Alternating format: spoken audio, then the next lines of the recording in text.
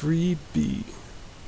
What are the advantages of freedom of choice and action? How much liberty is effective?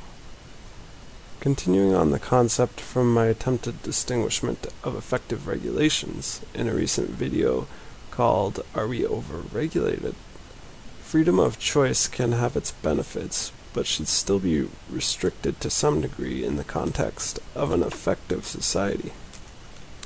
It makes sense to have regulations to restrict the freedom of choice, which will cause a reduction of the enjoyment of others to a relevant proportion.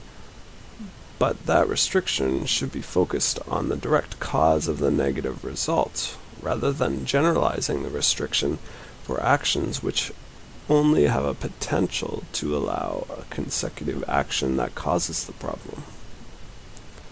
It seems rational that freedom of choice should be maximized to those actions which only have potential for allowing a consecutive negative action, so that people are able to enjoy the liberty of taking those actions in circumstances where they do not take the additional negative action. This maximization allows a wider range of actions for people to enjoy, therefore increasing the overall enjoyment. With this extended freedom to take actions with some risk, or which are nearing the point of taking a consecutive negative action, an additional benefit would be the ability for individuals to learn. With more options of action, someone can learn physical and mental skills to deal with that scenario.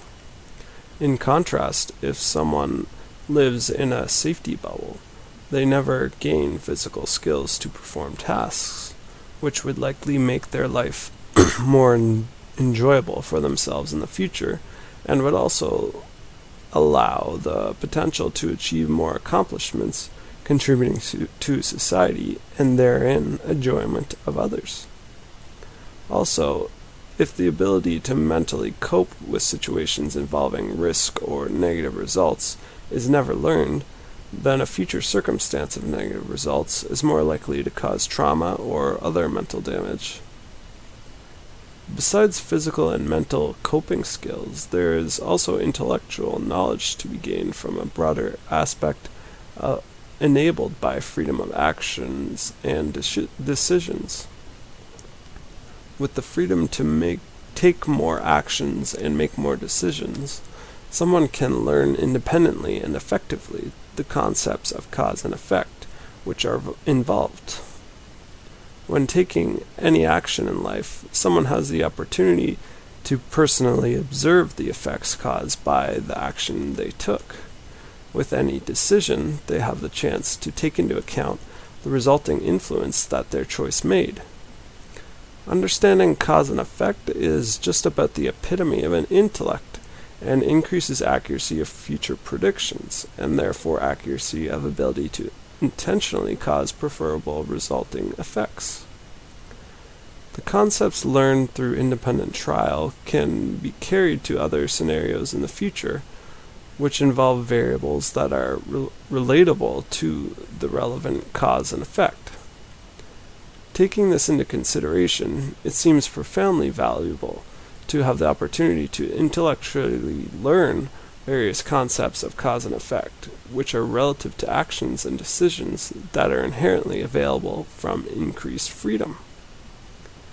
If a lack of liberty is taken in society, with a world of reduced allowances of actions, trends are built into people to perform an action or decision solely on the prospect that they were told to, or that it is normal.